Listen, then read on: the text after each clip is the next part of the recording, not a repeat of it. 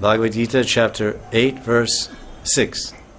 Yam yam vapi smaran bhavam tyajat yanti kalevaram tam tam evaiti konteya sada tad bhava bhavita.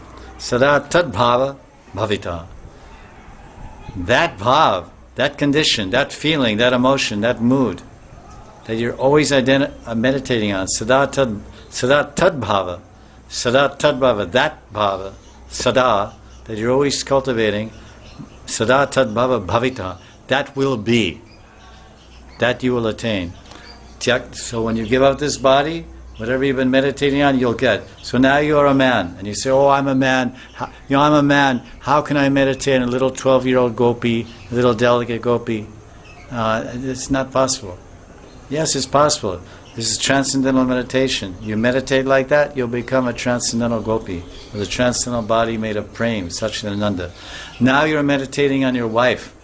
You're a male, but you're meditating on the body of a woman because you love her and you're attached to her. Okay, fine. No problem. But you continually meditate, sada tad bhava bhavita, the next life you will die. And if you're pious and fortunate, you'll get another human body.